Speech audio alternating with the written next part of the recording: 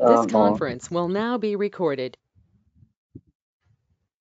Are you sure? Yes, we can, but it will be disabled. Yep, that's the correct answer. Yeah.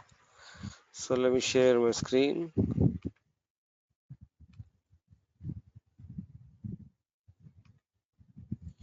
Okay, then yeah. So let me go back.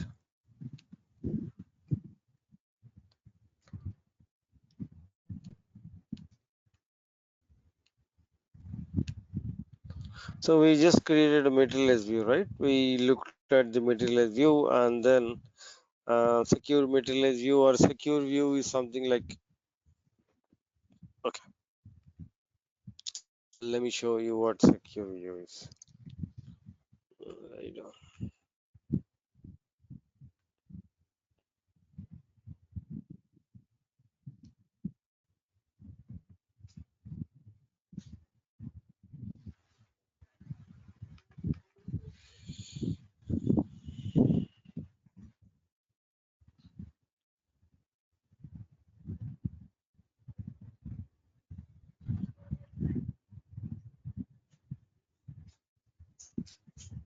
Oops, wherever I go, my free trials are getting ended, boss. Shoot. Oh my god.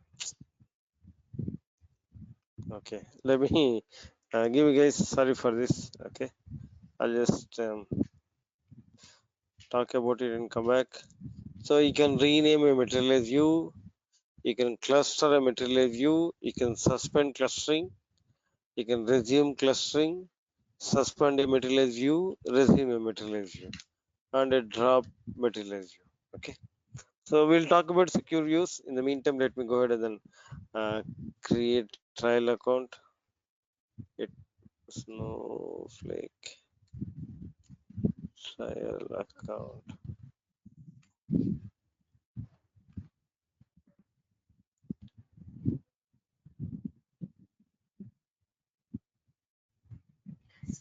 Okay.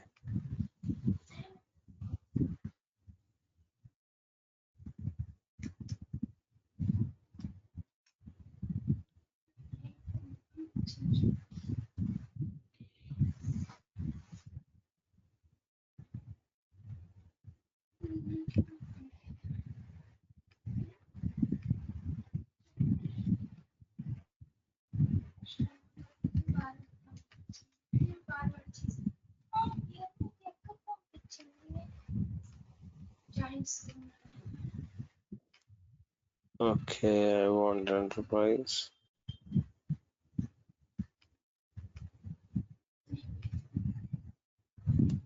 Back Mumbai.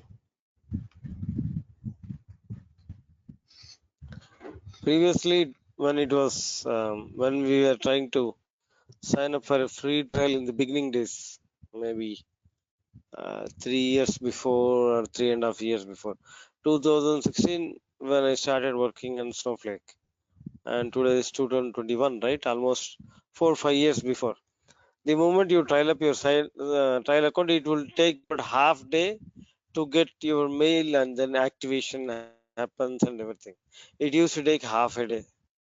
Now it's all pretty much in 10, maybe couple of minutes. That's what I think.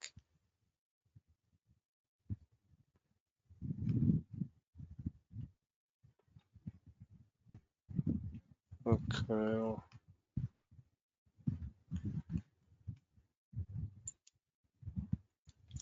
1 second, guys. Let me check if I got a mail.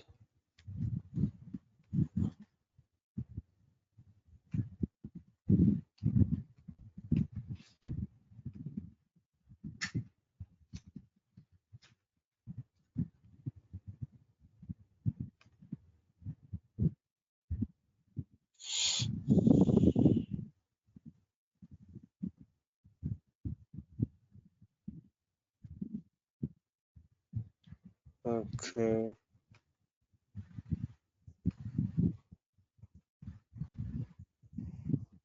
Let me 1 minute, guys. Let me set up. Give me 1 second.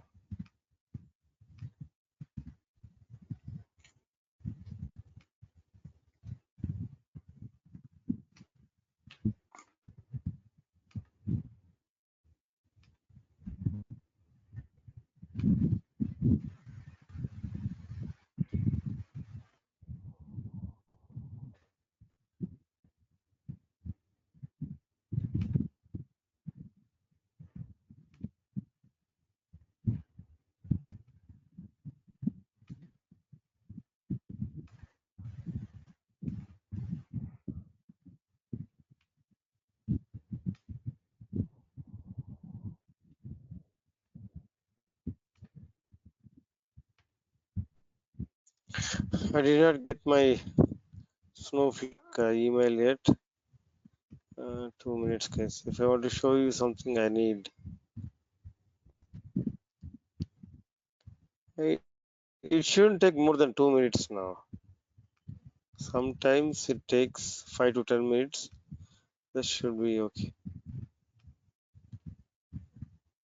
Yeah, Shakhar, it will take 5 to 10 Um, minutes. Yeah, I'm just checking. If not, we'll just go with the theory part, and I'll come back and then do it. So,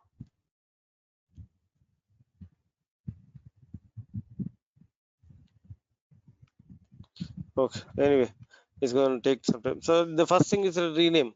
It's like a table rename. Alter material as view table underscore MV rename to my MV, whatever you're changing it.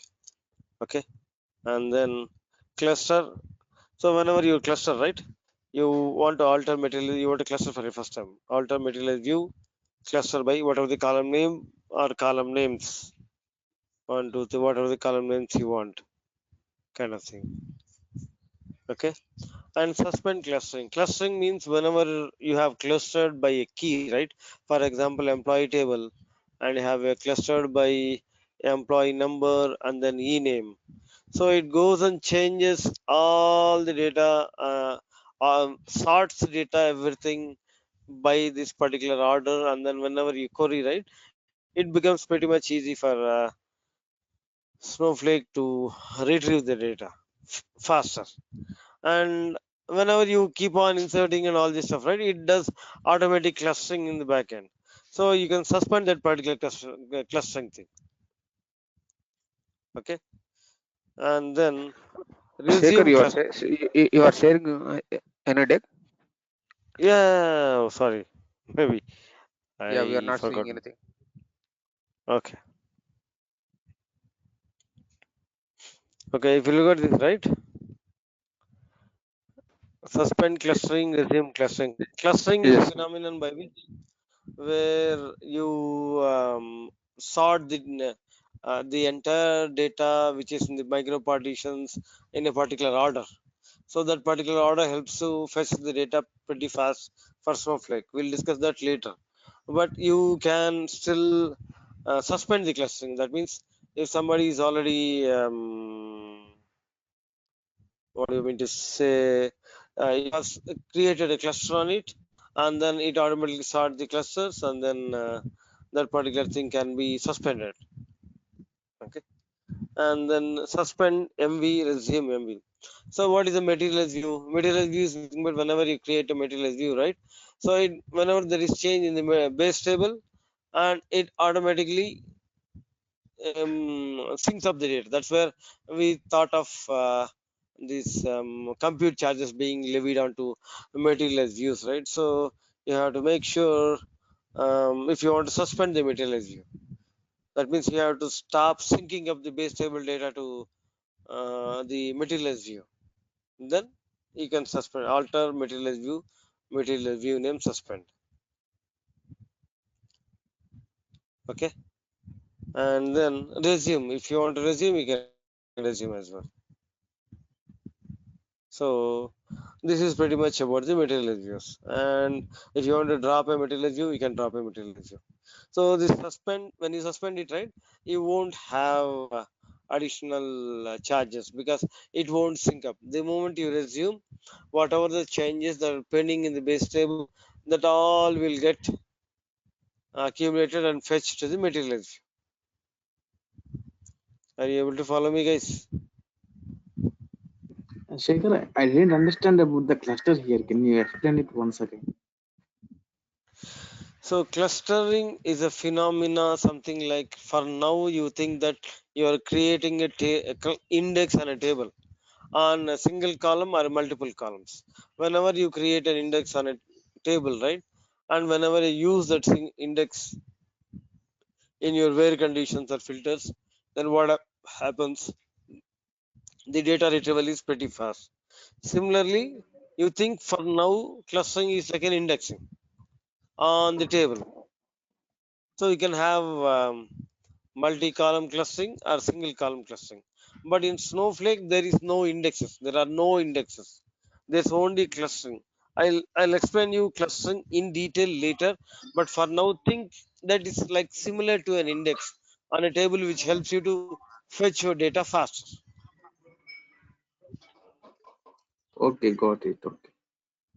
But why we are Okay. suspending clustering here? So Resuming, I mean, cluster there is whatever an was created in middle yeah. LGB that we are Uh, suspending. Okay.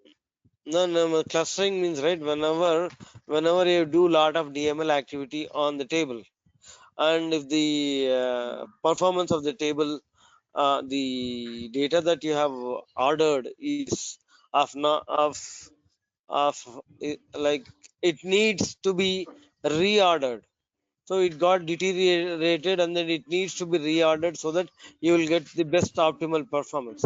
It does the reclustering again. So initially the clustering was a manual exercise, and you have to manually do the clustering. And after a couple of versions, Snowflake made it auto clustering. So once you enable the clustering part of it, when you create a clustering keys on the table, and the clustering happens automatically without your knowledge. You can go and query and see if the table has been clustered or not. The clustering is a very expensive phenomena because clustering is happening on multi-terabyte table. So whenever you do cluster, right, whatever the micro partitions that are there, those things they are marked as deleted, and it recreates new partitions, and then you will be charged for it. It's a very expensive phenomena. So we will talk in detail, but for now, think like clustering is an option, and you think like this. You can create an index on a table, and you can create only one index on a table. It can be single column index, it can be multi column index. Similarly, once you create an index on a table, if you want to create another index, then you have to create a materialized view, and you can index on top of the materialized view. So when you create an index, right, automatically the index has to be maintained.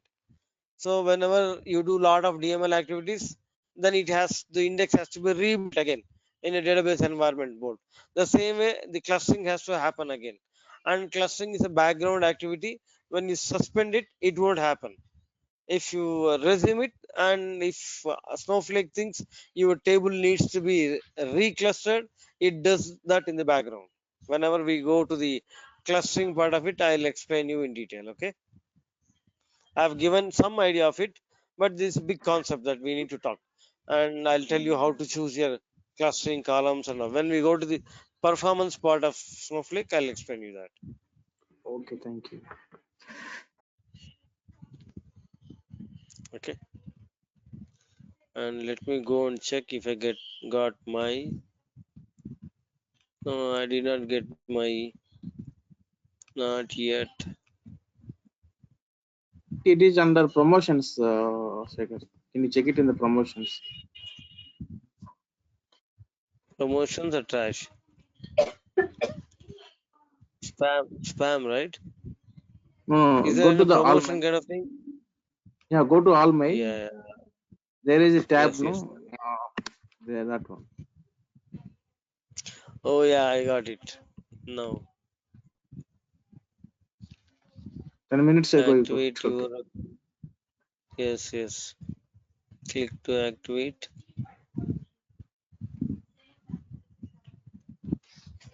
Yes, modem.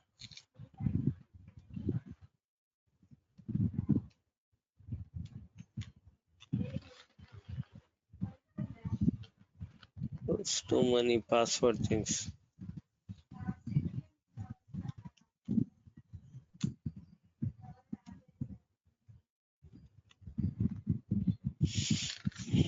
Okay.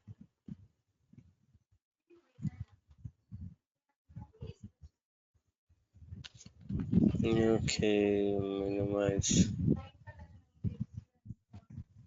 Okay. Next.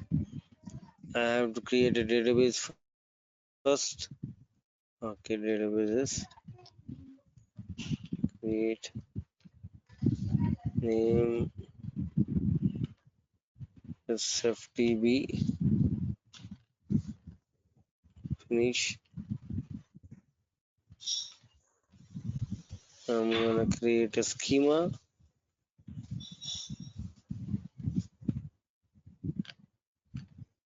SF underscore schema. Finish, and then come to worksheets, refresh, SFDB. So compute WH is the database, and then so this yeah, no, very well. So the clustering part we'll learn little deeper later, but for now you understood the suspension of MV and resumption of NV. Suspend means it won't sync. For example, if you created MV and employee table, EMP underscore MV, and then you're trying to modify the data in employee table, what happens? It syncs automatically to the MV, and when you suspend the MV, it won't sync the data, and you won't have any charges. And whenever you resume it, right, whatever the pending charges that are there, what are all the delta that needs to be synced up to the materialize view, it automatically does in one single shot. Okay, this is pretty much about material views, and let's talk about result cache. So we know about result cache, and then we know about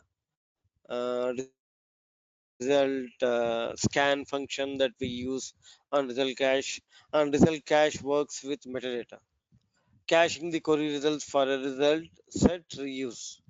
Okay, and the retention period is 24 hours if there is no underlying data that has been changed onto the base table. For example, select star from EMP where so and so you have or select star from a orders table and it has fetched about 50k records, and then if any of the order that was fetched as part of the result set, if that particular order has been modified in the base table, it has been updated or something, then what happens? It automatically disables the cache, and when you run the query, it will go and re-cache it for the next time. And how do you identify whether it's a cache, or how do you identify that this particular thing has been reused? How do you figure that out? Any clue, guys?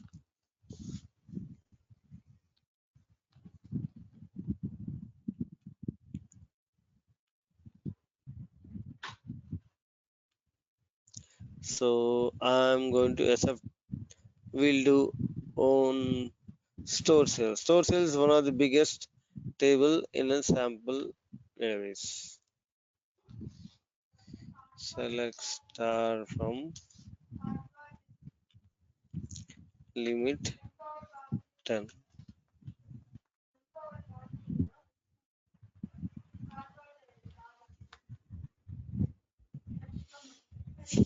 I'm trying to query this. Okay, so I'm gonna query this particular where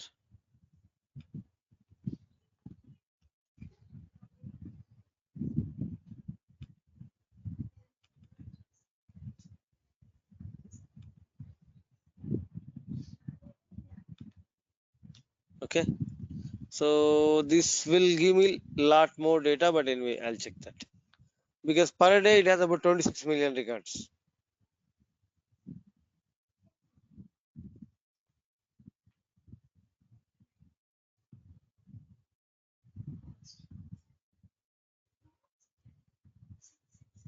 It takes a while because we are running on a small, extra small virtual warehouse. It takes a while. Each day on an average has about 20 million, 26 million records. Okay, so and then we will query it for the first time, and I'll show you how whenever you query it for the second time, you'll get in milliseconds. That itself tells you that it's serving you from the result cache. Okay, see, it took about 49 or 50 seconds. And if you go to the history, and I want to see okay, and then select server, Okay, this is the query, and go to profile. It will show you how it got the data. And I was talking about the, if you look at it, right, I have about this many number of partitions, micro partitions, and then it fetch from the micro partition. So it's the result, that's the table scan and filter where condition and the result and all this stuff. This is the profile that we can see. And now let's go back and then query the same thing again. How much time this took?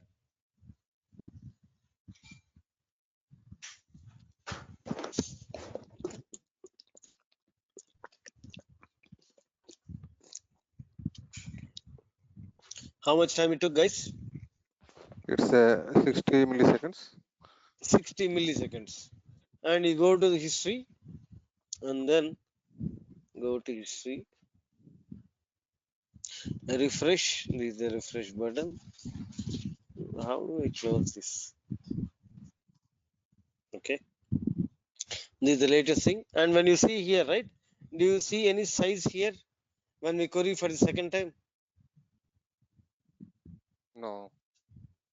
For the first time, you see a size. That means whenever you query for the first time, it utilized your virtual warehouse. And when you query for the second time, it is reading from the metadata. Your virtual warehouse is not used at all. Okay, so come back, click on this query ID, and then query result reuse. So this means it's being used from the metadata part of it, and then it did not use your virtual warehouse. You are not charged for it as well. Okay, this is the query result cache. And so this particular same SQL, you can query it n number of times within 24 hours, and it doesn't go to the it doesn't use your virtual warehouse, it doesn't go to the storage to get your data, it just serves from your metadata. Got it? So that's pretty much. And then when it keeps on, so for example, within 24 hours you run that query again, and it resets the timer for 24 hours, and you can do it all the way for 31 days. After 31 days, if the query, whenever you execute the same query, it goes and then invalidates and gets from the storage fresh, and then recaches the data. Are you able to follow me, guys?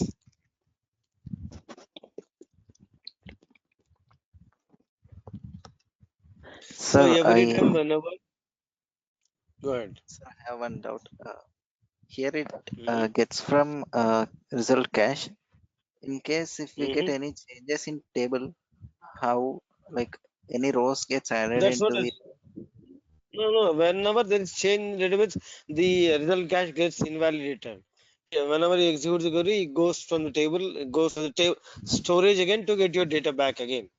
That's what I was telling, right? Whenever there are changes in the base table, that means you select star from employee where department number is equal to 10. It's cached. And now you have done some update in department number where you have changed the salary of some of the employees. The cache is invalidator. Whenever you execute the same query, it goes to the storage again and invalidate. Okay, So whenever the base table data is not changed, it will be in the cache, and it will be in the cache for 24 hours. And if you issue the query again within 24 hours, it recaches again. And this recaching happens until 31 days. Okay. okay, sir. Or you can use, by default, the use cache resulted parameter is equal to true, and you can disable that particular parameter. That is part of the alter session. Okay, let me show. If you want to see any parameter in your worksheet, right?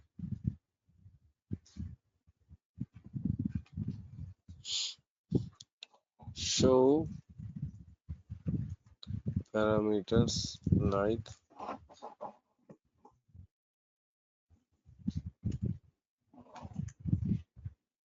used cache results at true.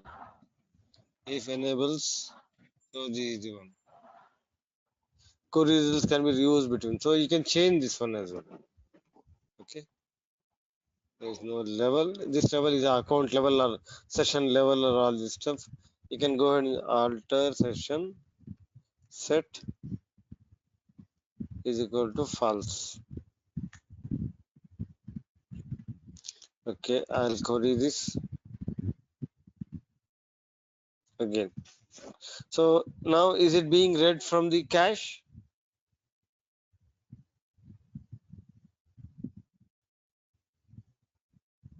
Now it has to read from the database every time. Yeah, so it's trying to get it from the storage or wherever it is. There is another cache as well, and then it can get from the other cache as well. I'll tell you. Okay, so we'll talk about the other cache later. But for now, result cache. If you want to enable, disable, you can use cache result is equal to true or false. Okay, and then query results are used based on the below criteria. When can this result cache being used? The user executing the query has the necessary access privileges for all the tables used in the query. You have issued a query, and then some of the privileges on that query has been changed. That means that query has multiple tables in it, and you're running it for the second time, and one of the table doesn't have, they have revoked some access on that particular table to you, then it doesn't work. The new user syntactically matches the previous executed query. That means this syntax, if you change the where conditions, if you use a different joins, if you use different filters, then it won't use the cache. Okay, and then the table data contributing to the query results have not been changed. That means that so we were The talking base about the table table data is data, not. right? Yeah, the base table, if the base table has been changed, data has been changed, then it invalidates. If not, it will refresh from the what do you call, a result cache. The result cache will be reused. If not, it will bring it from the base table. The persisted result for the previous query is still available, meaning you have run the query, and if it's more than 24 hours, if it's less than 24 hours, it goes and gets from the cache. If not, it has to go to the storage again. Okay. The query does not include functions that must be evaluated at execution time. That means you cannot use any function, current related functions, which the data gets changed all the time. So you cannot have those functions. If those functions are there as part of your SQL, then the result cache is not used. Okay. And the tables micro partitions have not changed, have been reclustered or consolidated due to changes in the other table in the data. So when you recluster it, right, all the clusters get deleted and new clusters will be recreated. So in that scenarios, right,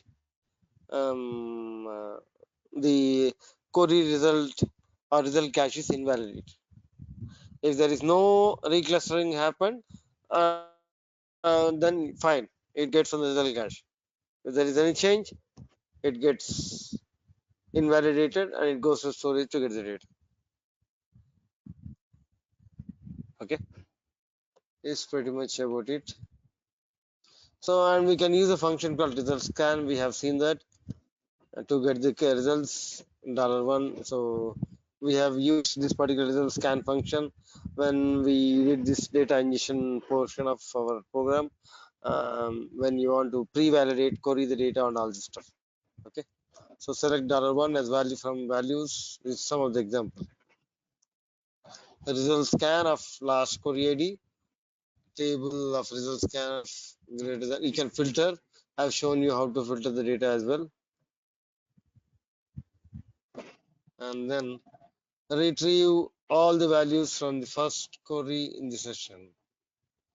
You just say one. The moment you log in, and from there you started issuing statements. And then what happens if you want to see what was the first query that you issued in your session? That is one. Okay, and the latest one minus one. The first one is one.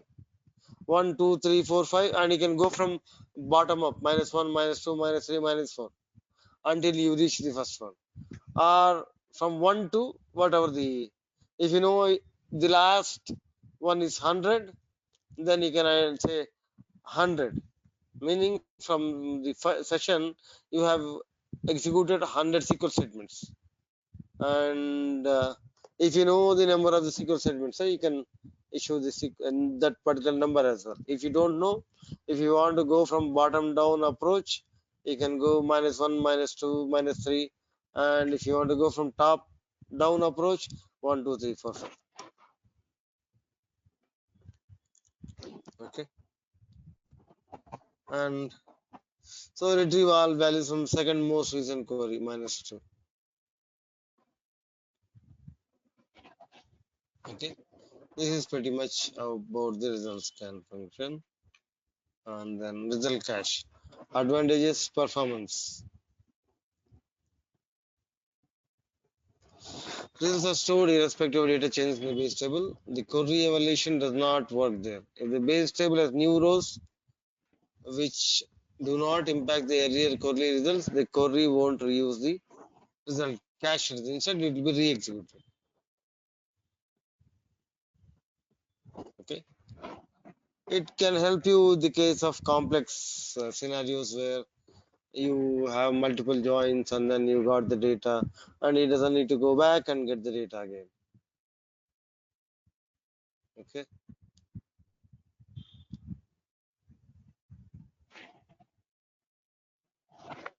and then if you proc execute a complex query and reuse the data for another, so for example you have written a procedure, and in your procedure you are trying to execute some logic. In that particular logic you are what do you call, you want to reuse the results of the previous SQL. You can use the result scan function, get the data and do it, because it's much more cheaper.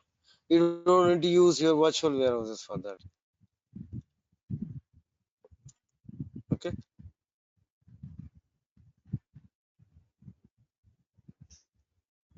that's about this one. Limitations: there is a trade-off in terms of query performance and query result rows and size. Ideally, query result output should be small with regarding to rows and size, because if you are trying to get too much of that data into result cache, then it's again a burden on the system. So if you are trying to cache 100K results, that doesn't make any sense, right? Caching should be minimal, then only you'll have a better performance. If you are trying to get 100K records or 200K records into the table and then are trying to filter on those things, that is not, then there are other charges called snowflake cloud services that gets increased. We'll talk later, but that is not the right thing. Okay, then so snowflake does not keep any metadata for the result cache, and hence the result output in terms of rows and size does not matter. So it doesn't keep the metadata of the result cache, how many rows that it has fetched and all this stuff. Okay, so doesn't matter, whenever you query you keep it caches whatever the data that you get, but minimal data set gives you good performance results. Okay, So that's what, there is no result with the which a small data size and rows are preferred. Okay. Default purge time of 24 hours, that we have already talked about. 24 hours of time for the result set, and if it's more than 24 hours, you have to go get it from the stage again. Okay. And how do we compare this particular view, material view, result cache, and create table as select? View response time, this was done for a particular query, which is a very complex query, bigger one. I had some data for it. I forgot to write the query here. The view normally takes a lot of time because it will not cache everything. And if you query the view again for a second time, the SQL will be cached. Okay. And then it comes faster. And then, so the materialized view, the result cache is 307 milliseconds. And materialized view, 12.7 seconds. First time, and 300 milliseconds from next query onwards. MV result. So do you know, right? Whenever you query for the first time or the second time, why? It's because it has to go and check if there are any unsynced data between the base table and this one. So this takes it more time. Okay. And create table as select. The create table as select is another thing which runs pretty fast, and I did not capture those details. Okay, and that is pretty much about the materialized views and database objects and all that. So to give you a recap of what it is, right? We have tables. What kinds of tables do we have? We have three kinds of tables: temporary, permanent tables, transient tables, and permanent tables. And then we have views. Yeah, I forgot to show you the secure view part of it, right?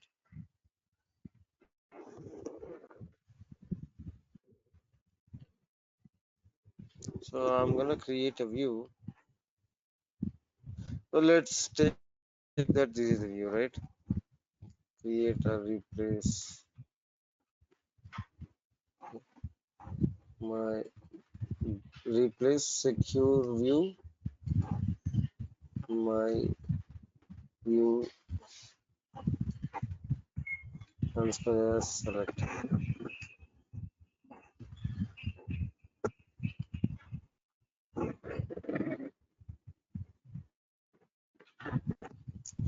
Okay.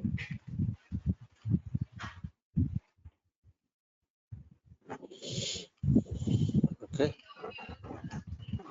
I created a view, and then I'm gonna create another user as well. Switch role security admin.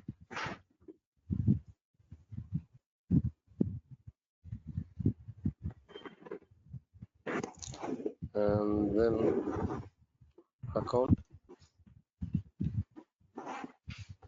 Okay. Users. Okay.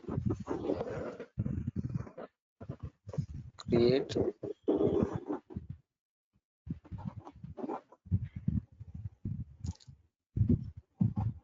Test underscore user. I'm creating a password.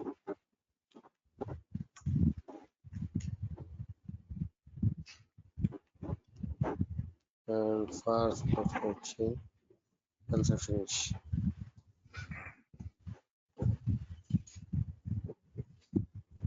Now, I go to this worksheet. I have to give some privileges to it, right? Use role security admin.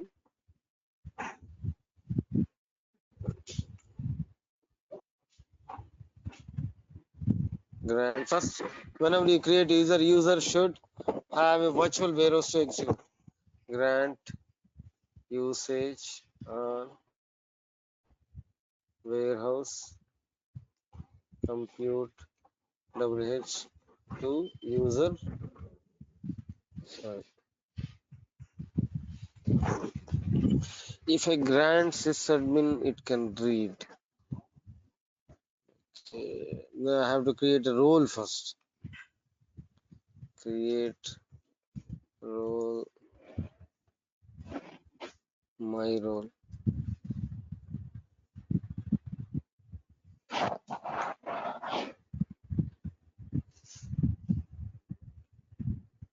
Okay.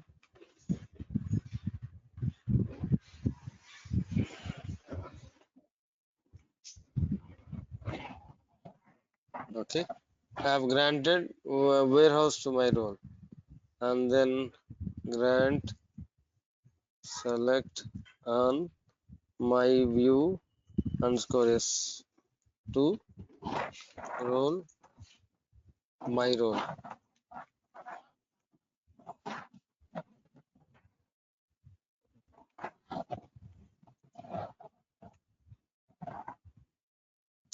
My view is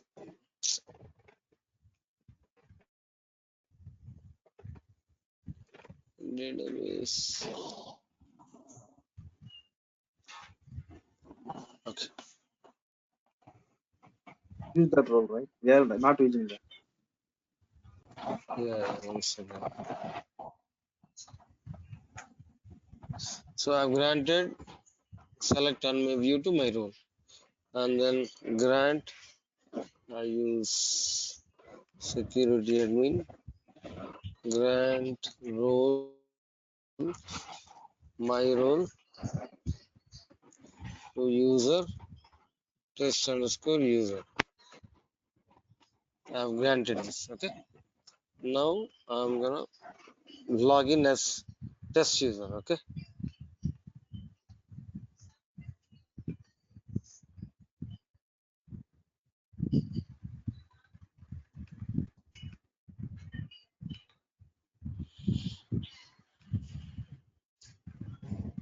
Where is another window?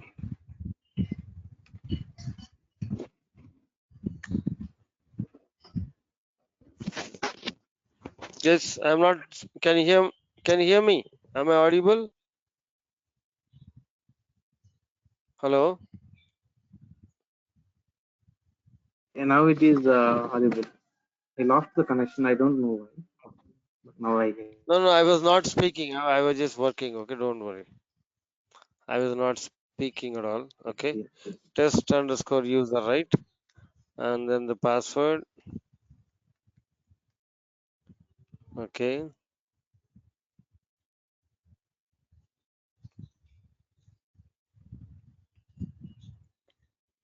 Mm-hmm. So when you go there, right? This is the public. I can go switch my role. My role.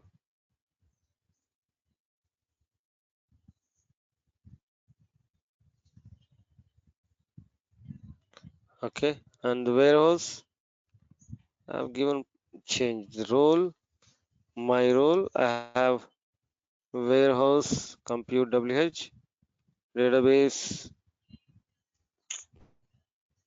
I have to give the database and schema as well.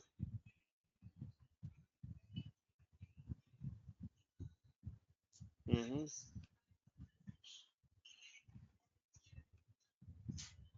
One second, guys. Where this is my test user. This is my this one, right? Create role. Where is sysadmin? Grant usage and SFDB to role my role. Okay. Grant usage on database. These privileges are plain English. Grant usage on database to role my role. Okay. Grant usage on schema SFDB dot SF underscore schema to role my role. Okay, I'll come back to this particular thing where database I have SFDB schema, I have SF schema. If we refresh here, right? SFDB, SF schema, my schema. Okay. If you go and then say view SQL, right? What is the error that you are seeing here? Object is not exist, operation cannot be performed.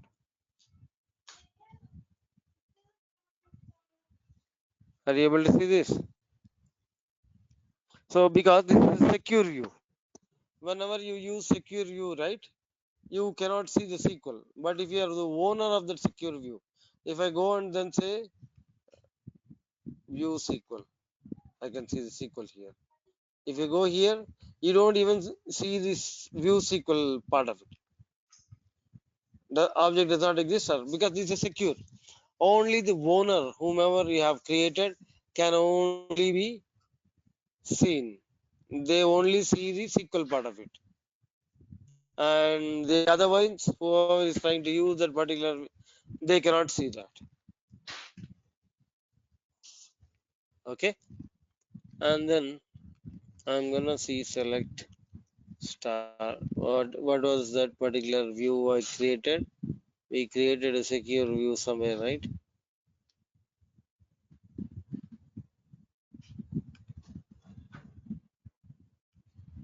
We'll try to filter based on some other column. Hold on.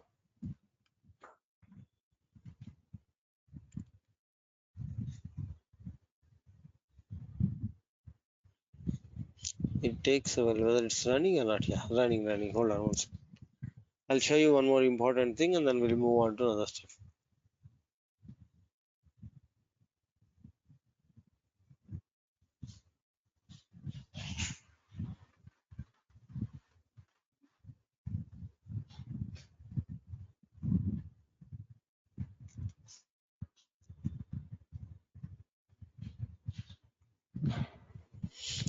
It takes almost a minute to get this. Okay.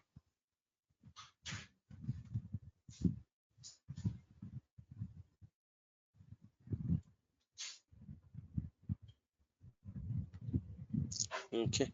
So whenever you, yeah. Okay, I got the data. I have a customer, right? So I'll say select star from my view underscore yes where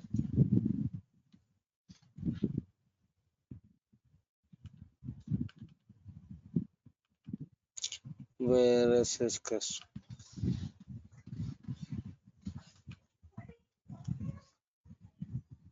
So I'm trying to query this. So I got in 482 milliseconds. Let's go to the history and then I'll try to refresh.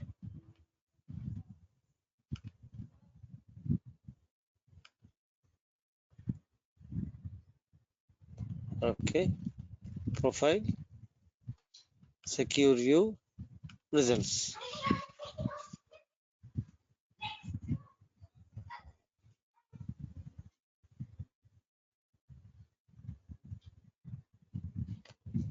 Okay, and then come back here, select star from my view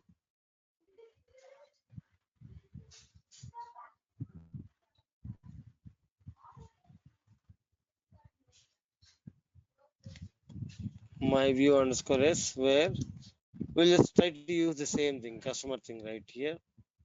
Go to worksheets.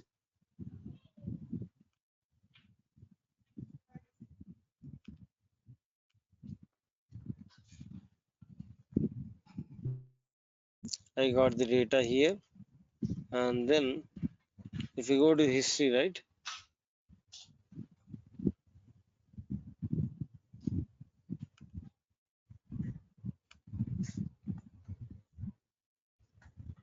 Okay, profile, secure view, and then you got the results. Let's go back to the other one, history.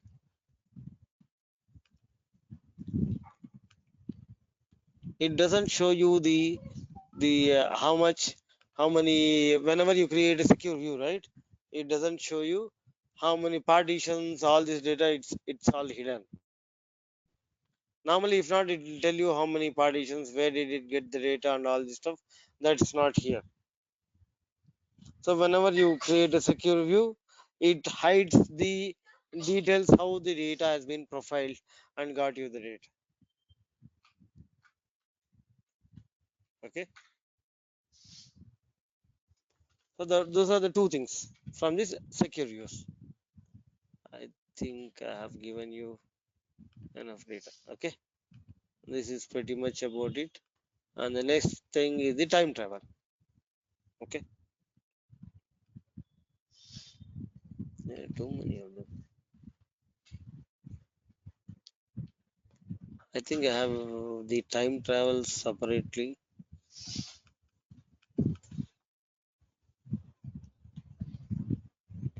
Yeah. Okay. So let's talk about time travel. So time travel is something like, let me tell you. So we have talked about S3 buckets, and whenever you do, so data retention time in period that we talked about, right?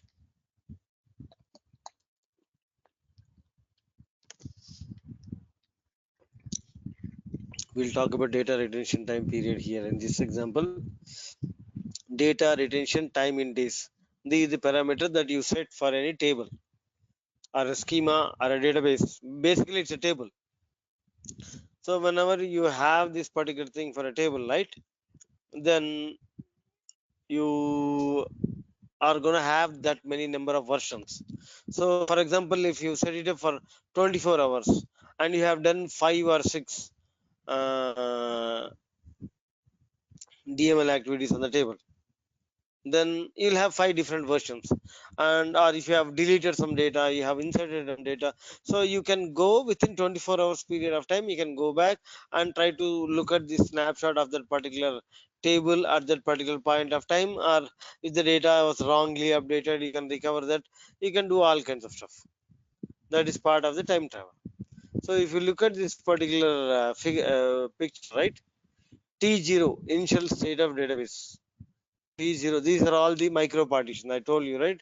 The data when you store in the table,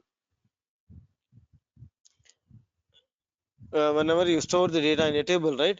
It gets stored in a micro partitions. And these micro partitions, these are all the micro partitions at T0 on a particular table. And T1, update table. T1, you updated the table. And T2, ELT job loads new data ingestion happen. Previous versions of the data automatically retained, because now you can do a time travel for the entire thing.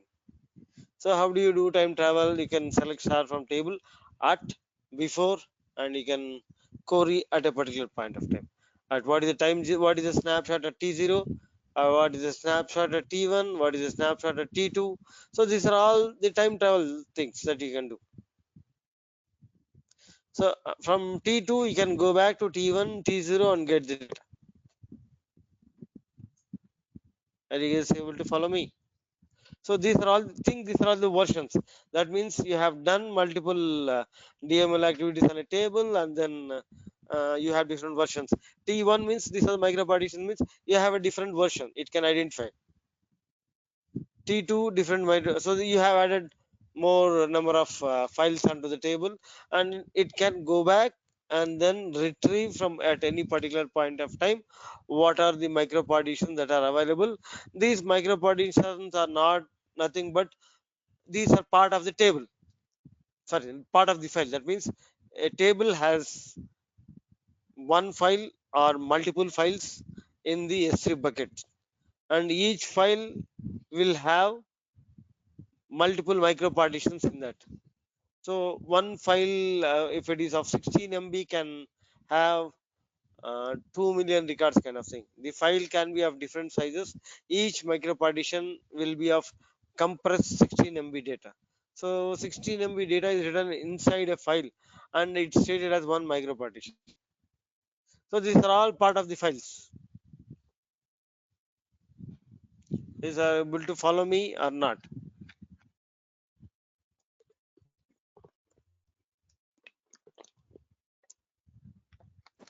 Yeah, No Shekhar. answer.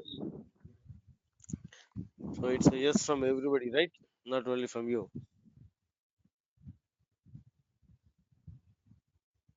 Yes, Shekhar, and one more thing, right? For when we are discussing about the JSON, right? For one field, it will hold the 16 MB data. So that 16 MB is like one micro partition only, right? Like as we discussing now. Yeah. So that is a Okay, limitation. okay, Okay. got it. So that is the limitation. They have put it for variant as well. Okay. Okay. And then coming back. So what is a micropartition? So continuous data packet. So snowflake time travel enables you to access historical data from time to retrieve from the old historic, modified or dropped or deleted data sets. Objects can be restored which were deleted or dropped. Okay, data analyzation during period of time. So if you want to analyze how your data is and how do you look at your data set at a particular point of time, then you can think of you can go to that particular point of time and then try to analyze the data. Data duplication needed particular periods. If you want to make a copy of data from one particular time to one particular time, then you can use time travel. Current data stage, time travel 1 to 90 days, you can go back. Fail safe. After that, you'll have fail safe. Fail safe, we talked about fail safe was 7 days, right? Whenever the time travel, this whatever the data retention period you have put in, right? After that, it goes into a time travel fail safe mode. Okay, and in this time travel, you can use SQL constructs and then query. How do you correct select statement at before? And if you want to clone, also you can clone. Cloning is another chapter, we'll talk about it later. But you can clone at a particular point of time. If you want to make a copy of the table, you can make a copy of the table. Okay, so this is the concept. If you look at this particular SQL, right? One second.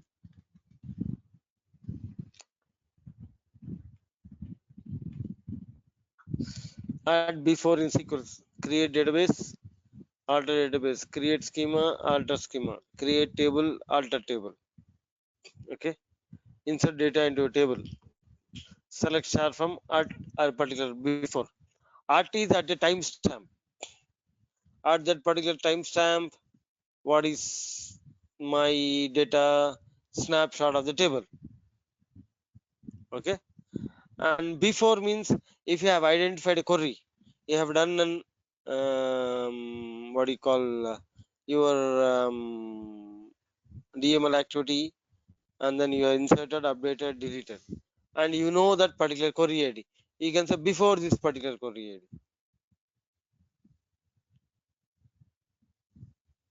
Okay, I'm able to reach you guys. You can identify the query ID, and then from the query ID also you can say before this query ID give me the entire data, or at a particular time stamp what is my, or you can say from this particular point of time minus this many number of seconds. You can do that kind of things.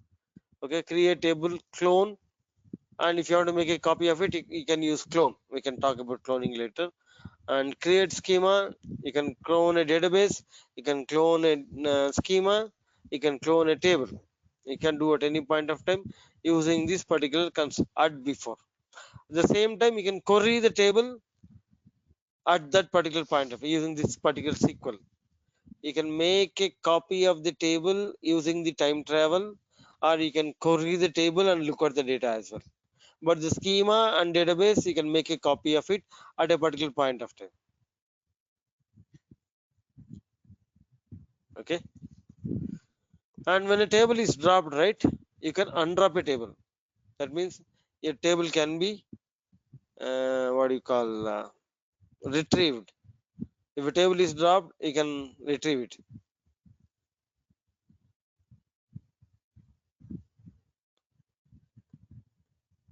Okay, and then undrop a schema. If somebody has dropped a schema, you can undrop a schema. Somebody has dropped a table, you can undrop a table. Somebody has dropped a database, you can undrop a database. Okay,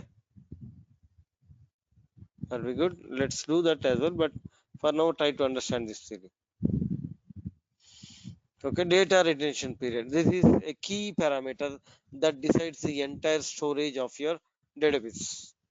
Okay, so whenever you're trying to create a table, this data retention period can be on the account level or can be on the database level, can be on the table level. There are three things. If you set it up on the account level, all the databases that you create will have a default that much data retention period. And if you create on the database level, all the tables that are part of the database will have that much of data retention period.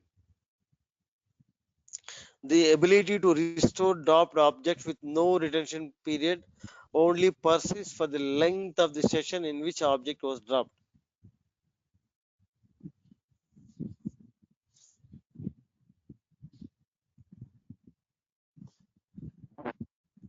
So, for example, if you haven't described any retention period for a particular table, and if you want to retrieve that particular object, it cannot be done. Okay, so by default, the data retention period number of days is 24 hours. That means 1 day. So 1 day you can do a time travel. So whatever the data that you can move back and forth, try to retrieve. If within 24 hours, if a particular table is dropped, you can undrop it and get the data back and all this stuff. Okay. So general rule, we recommend maintaining a value for at least 1 day for any given object. So that's all. By default is 1 day, and Snowflake suggests to have at least 1 day. Okay. These are the create table, my table, data retention time in days is 90. That means you can have 90 days of time travel. If it is 1 day, 1 day of time travel. If it is 90, 90 days of time travel. Alter table, my table set data retention time in days 30. That means you can alter it as well. Okay. Show parameters like retention in account. So that shows you what is the default parameter in account.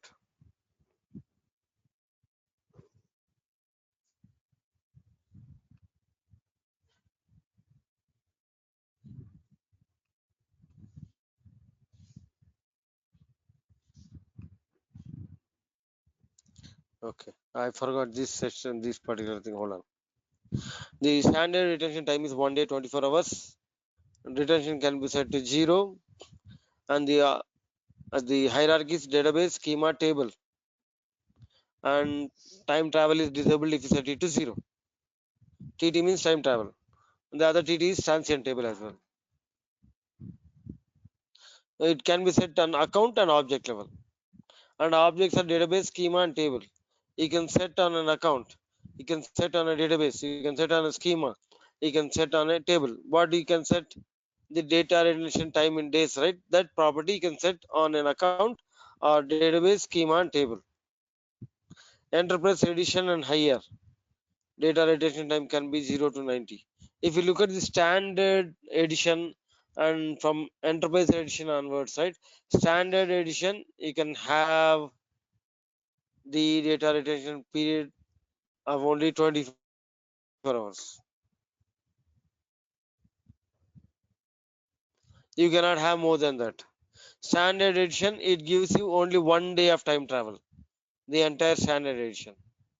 For the other editions, right, you can have up to 90. This is an interview question and a snow pro question as well. Are you able to hear me, guys? So you can set up this on a standard edition up to 24 hours or 1 day. You cannot increase more than that. It gives you an error. And if it is what do you call enterprise edition onwards, you can do a time trial up to 90 days. And bigger the number of days in data retention, you will have more storage charges. You have to remember, if you increase your data retention, you'll have more storage charges. Okay. For Snowflake standard edition, the retention it can be set to 0 or by default 1 day at the account and object level. These are the standard edition that I have told you, right? The same thing. There is no time travel if you set it to 0. For Snowflake Enterprise Edition, the transient databases, schemas, and tables, the retention period can set to 0. The same is true for temporary tables. So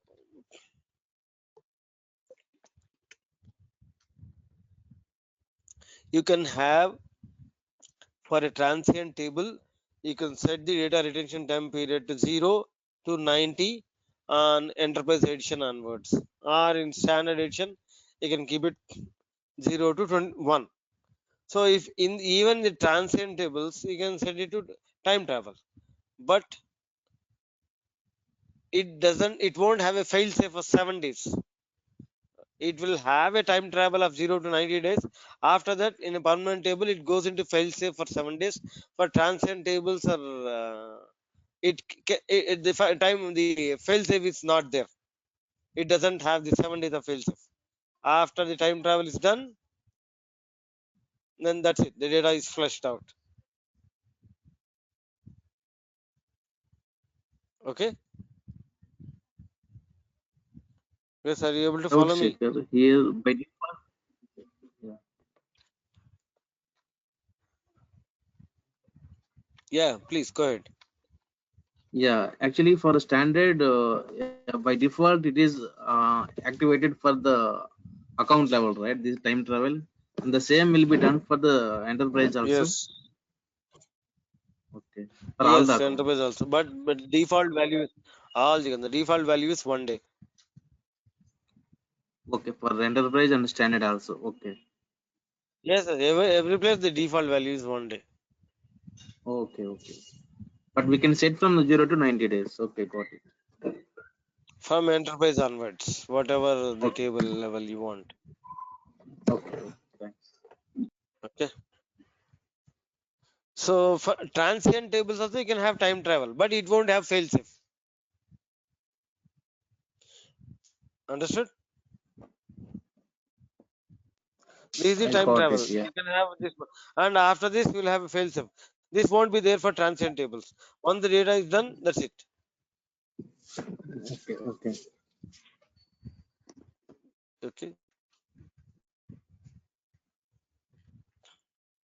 When the retention period ends for an object, that means data retention that you have given 1 day or 30 days or 7 days, whenever it ends for an object, the historical data is moved into Snowflake failsafe.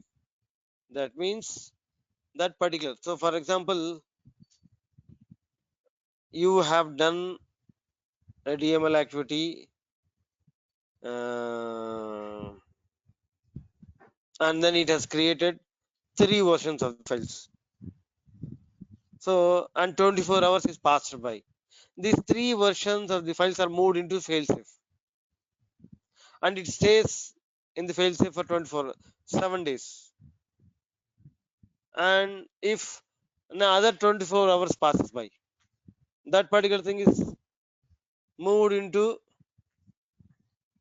failsafe again. So it keeps on pushing the data into failsafe. And after 7 days, the data, you will have only the latest data in the failsafe. For example, you have done 3 or 5 DML activities on a table, and because of this 5, you have 5 different versions. 24 hours is gone, and the 5 different versions of the files are moved into failsafe, and another 24 hours is gone, and you have done 7 updates, and you have 7 versions of the file, and the 7 versions of the file are passed into failsafe. the other previous 5 they are flushed out. You won't have them. Only the 7 is on. Whenever you recover, you'll recover the 7. You won't be having those 5 and these 7 again. In the fail safe, always you'll have the latest set of data.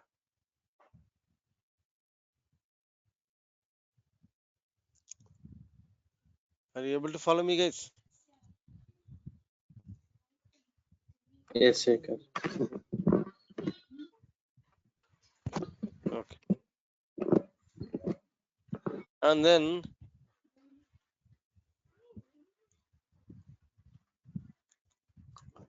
so that's pretty much about the retention period. Okay. So to specify the data retention period for time travel, the data retention time in days is the parameter that you can have it and can be used within the account admin role to set the default retention period for your account. If you want to set it up for an account, you have to use the account admin role. If not, the sysadmin role is good enough. The same parameter can be used explicitly over at the default. For example, in the account level, you set it for 1 day, and database level, you can set it for 10 days. On schema level, you can set it for 14 days. On the table level, you can set it for 30 days. You can bypass, override the default settings whenever you're trying to create the object.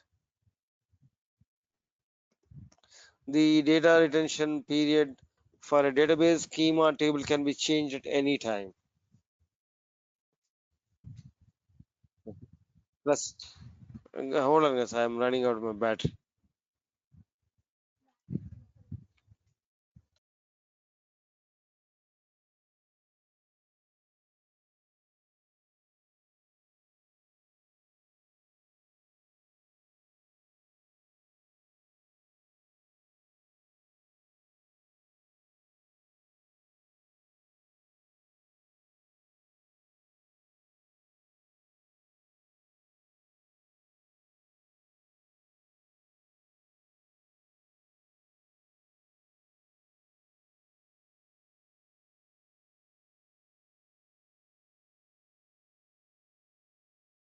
Okay, so guys, coming back, so the data retention time in days is the parameter. Let's go and see what it is, right? This is how we can set it up. Create table, and show parameter. Let me copy this. If you want to see the account level parameter, you can see like this.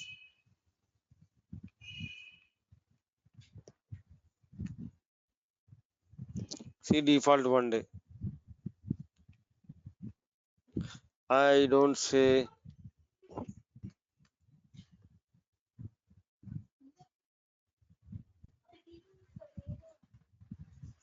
okay.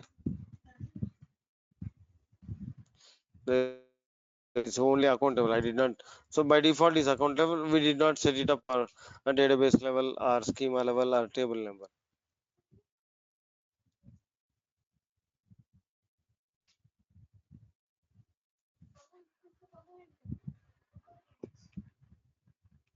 Okay. If you want to set, unset, alter account set, this can you have to use it as account admin, and then you have to set it up. Alter account set data retention time in days is equal to 0. Alter account unset means it goes to the default level 1. Or if you want to set it, so if you want to change, you can change, you can do, you can bypass in a different levels hierarchical. You can set up an account, you can set up in database, you can set up schema, you can set up the particular table. You can bypass in each and every hierarchy. Okay, how do you query the tables using time travel? Select star from a table at timestamp so and so. Select star from a table at an offset. Offset is the key where you are trying to go back by number of seconds. 500, 300, 1000, 2000. You identify how many seconds you want to go back, and you can go back, and the keyword is offset. This is a timestamp, and it is the offset. This gives you the snapshot of the table at a particular timestamp. It goes and gives you the snapshot of the table beyond this many number of seconds and before this particular table statement.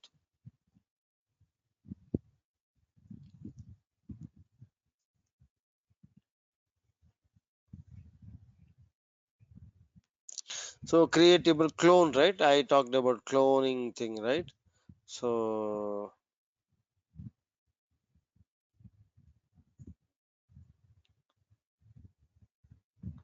create table, restore table clone, and if you want to make a copy of it at timestamp and restore table at offset at before this particular statement. So this is what it is, and we will talk about cloning later part. For now, just try to understand. You just make a copy of it.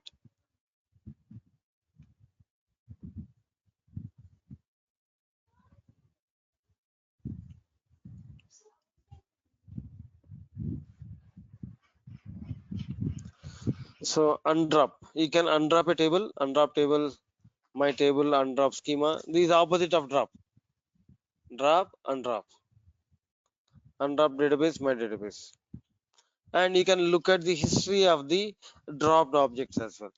Show tables history like load. That means if this particular table has been dropped, undropped, you can look at it. We'll see some examples as well, don't worry. Show schemas history. If a particular schema is dropped, you can look at it. And the databases as well. If you look at this history, right? If a particular table is dropped, it shows you how many times it has been dropped and have that. It has all the details of that. Show tables history. If it was dropped and recreated or recovered and all this stuff.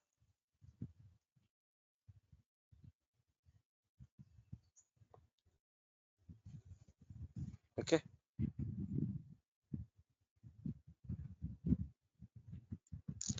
And then storage cost. How does the storage cost is calculated? Permanent tables, time travel 0 to 1, fail safe 7 days. If it is 0, you will be charged 7 days. If it is 1, you will be charged 8 days of storage. Okay. The same if it is enterprise edition, if you are set it for 7, this is for fail safe with 7 days. And then if it is 0, 7 and 97. 90 days is the max plus 7 days of fail safe. So if you have set your table for 90 days of time travel and 7 days of fail safe. So apart from data, whatever it's, you will be charged 97 days. Your average balance is calculated for 97 days of data, and you have to pay for it. The first month 30 plus 7, second month 60 plus 7, third month 90 plus 7. Sorry, first month, yeah, the same thing, yeah. So if your 3 months is gone, then 3 months of data is there. Storage, average storage kind of thing. Okay. Transient, there is no 7, see 0 or 1. Temporary, only 0 or 1, only that particular day, 24 hours, right? That is pretty much.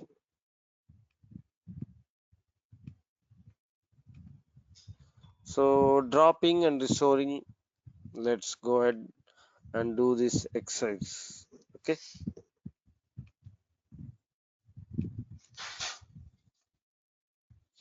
Okay.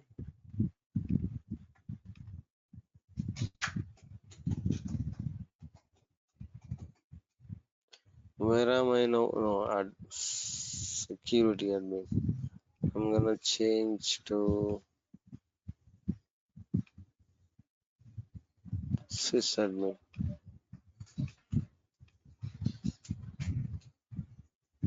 That's our DB schema. Okay. First thing, if you look at this particular, let me put it in a notepad.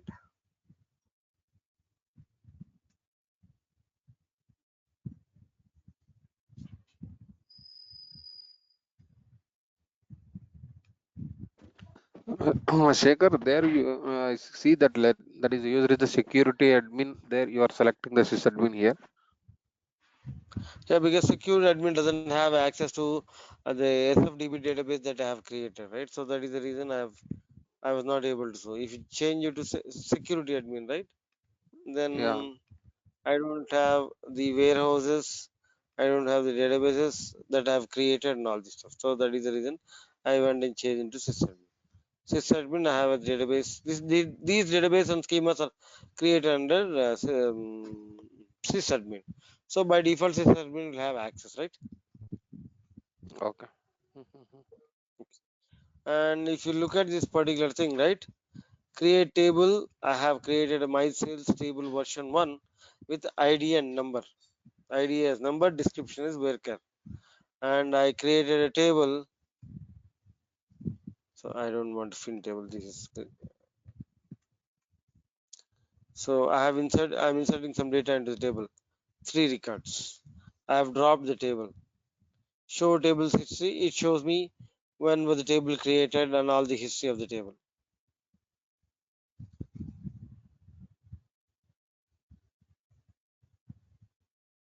Okay.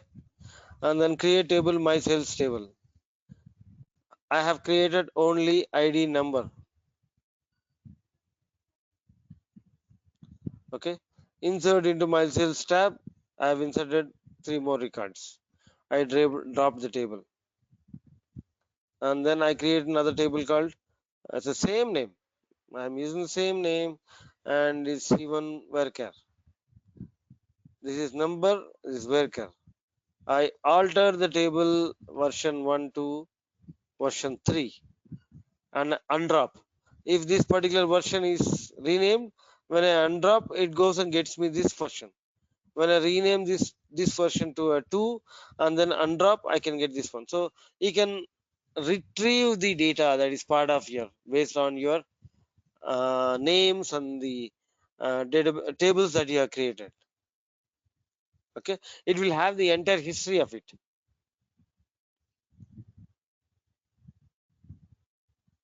Okay, let's do this exercise. Hold on 1 minute, please. Okay, you are able to follow this one, right?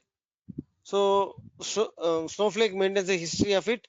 If this particular version is not available, whenever you retrieve it, it goes and retrieves whatever the version that is available. So let's go and do that. So this particular example, right? Create table. I'm creating this table. This fin thing is not needed. I'm inserted 3 tables in a table. Select star from my sales table version 1. See, I have 3 records 100, 200, 300. Okay, I dropped the table. Show a tables history.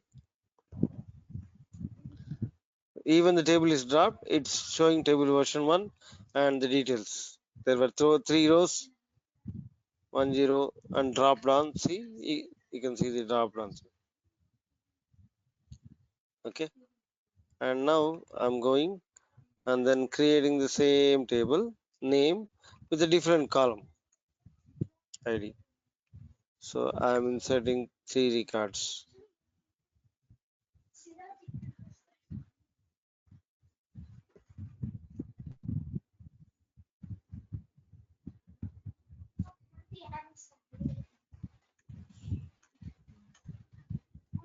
So I can see, right, ID of number 3 records. So I'm dropping that particular thing as well. So I'm creating another show tables history. Let's go and see the history. Show tables history.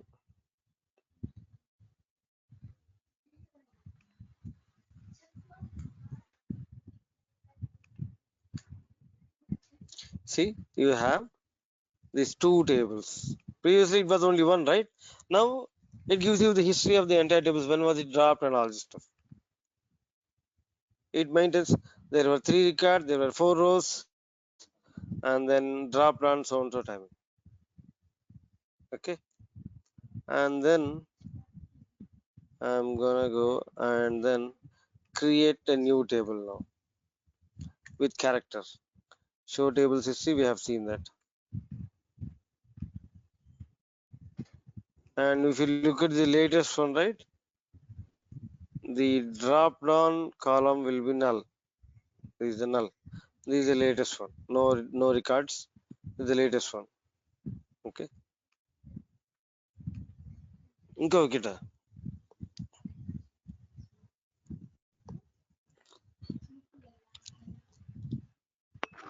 Okay. And then now I'm trying to rename the table. When I rename version 1 to version 3, right? What is the table in the hierarchy? Which particular columns is available for us in the hierarchy? Now we have seen the history, right? There, first one is ID name. The second one is only ID, and the third one is now the current one is right. C1 varchar. Okay, and then I'm gonna rename alter table. I'm gonna take this. Hold on, guys. I renamed it, and if you go and run show tables history, this is the one. So I'm gonna go and then undrop. Undrop means it gets me the latest one. Undrop table. I'll say select star from.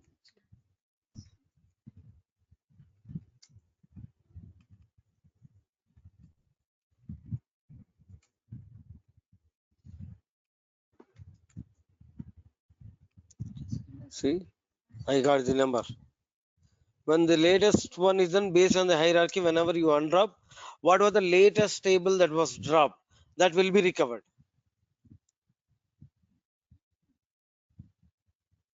Okay, and then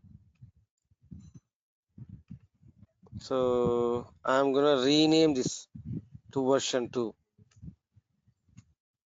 and the latest one that is available for inside undrop means the first one. Select from ID. So you can identify based on this whatever the way that you have created the hierarchies and all this stuff.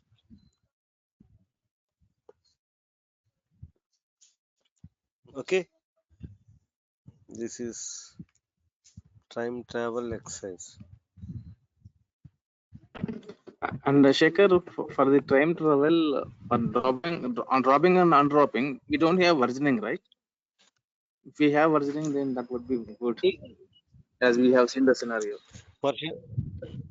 It automatically has the versioning inside. That is the reason whenever you keep on renaming it and trying to get it right, it identifies what is the default structure or state of the table based on the version only. It should have internally versioned something. This is my, whenever you look at the show tables, right, it will tell you, right?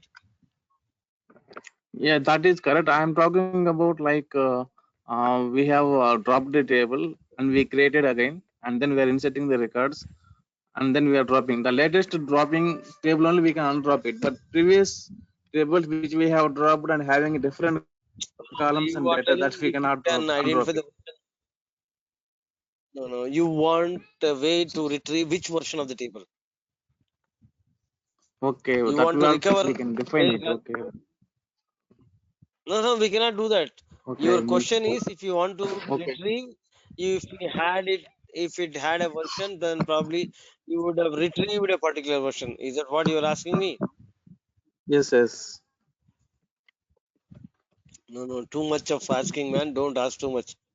We cannot remember too many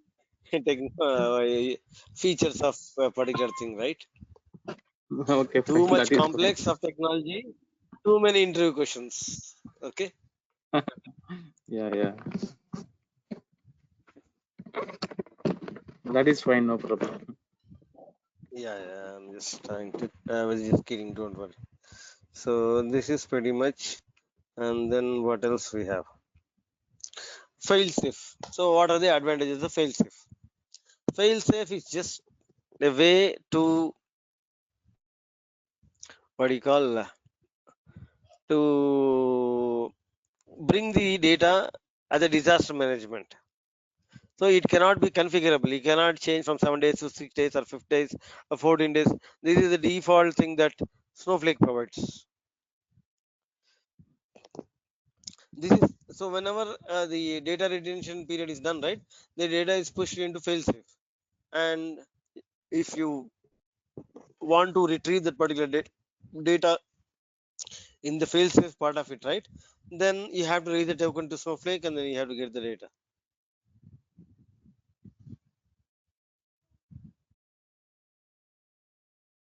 Please hold on a second, please.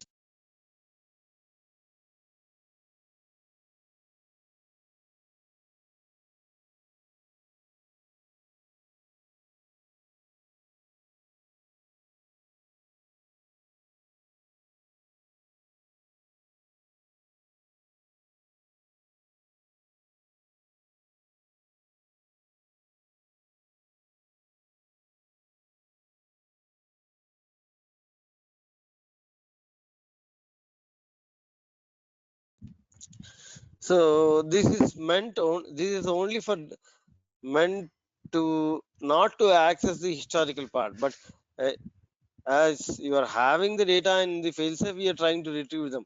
But the main reason of creating the failsafe is not only for retrieving your data.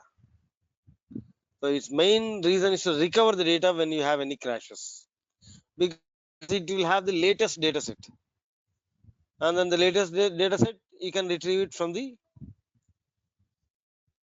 failsafe. Okay, recover data that may have been lost or damaged due to extreme operational failures. Okay, that is for the failsafe.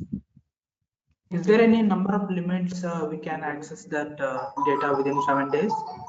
Any restrictions? Number of elements means any Number of table days, which is of a many times in only 7 days. No, in 7 days, how many times we can retrieve it? Multiple times? you can as many times you have patience to raise a ticket to Snowflake and ask them to get you the data. Okay. Okay, why failsafe instead of backup? So data corruption or loss can happen with any database management. Full in, so whenever you have backups means you have to have a full backup, and on top of it into incremental backups. Time required to reload the data. If you want to recover the data, it takes a lot of time. A business downtime during recovery. Whenever you're trying to recover a database, there is no activity on the table on the database. You have lost your that the time is nothing. Your business recoveries, everybody will be sitting idle until you recover the entire database. Loss of data since the last backup. You might see some data loss as well. Snowflake's multi-data center redundant architecture greatly reduces the need for traditional backup. So you don't need to have a backup. You can retrieve from the failsafe. For you have seen the durability and then the availability, right? Because of these two, and then you'll have the data replication, three in different availability zones, and you have all this disaster management. And you don't need to have, whenever there is an extreme case of failure, then you can get it back from failsafe. Failsafe provides an efficient and cost-effective alternative backup that eliminates the remaining risk. If you have this, then you can get it back from the failsafe. You don't need to have a backups and all this stuff. It's much more easier. That's what Snowflake has designed. Okay.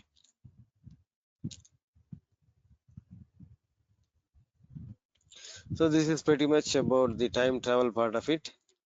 So we talked about time travel. How do we query the time travel? We can undrop it, and then data retention time in days is the key parameter which decides the entire storage of it. You can have it at account level, database level, schema level, table level, and you can bypass it at every hierarchy. Table level is the one that you normally have, and these are the things you can change the parameters of this. Normally, in my production environment, for some financial tables, which we report our financials, right?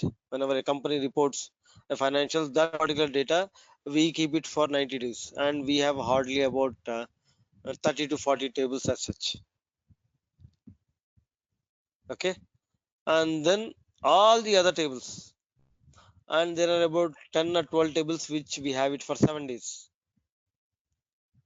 All the other tables are of 1 day only. This is what we have designed. And staging tables, we have transient databases, transient schemas, transient tables. We have permanent tables, and all the staging areas, staging tables are we have designed it transient.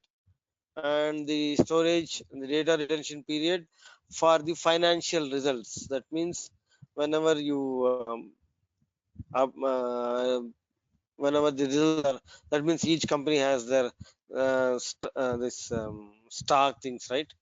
Every quarter they publish their financial results, and then that particular financial results we keep them in a table, and there are about 40 related tables. We keep them for 90 days because every quarter we keep them as a quarter, every quarter kind of thing.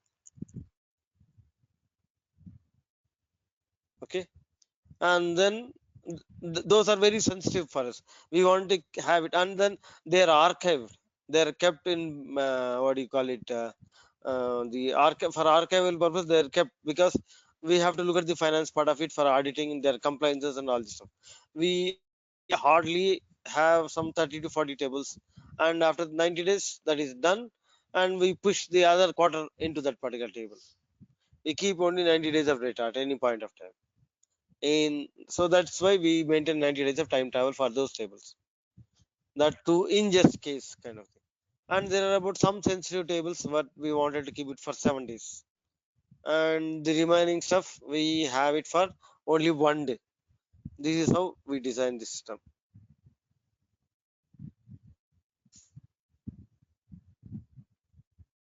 Okay, that is pretty much about it. So probably I'll send you this slide decks as well, and we'll what do you call, we'll catch up the next week.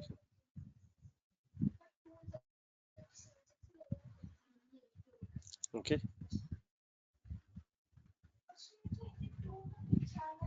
so if you have any questions I can answer right now, or if not we can call it a day.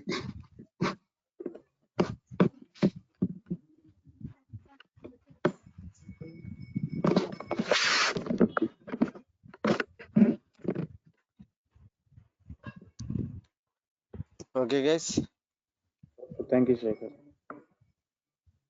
thank you guys, thank you.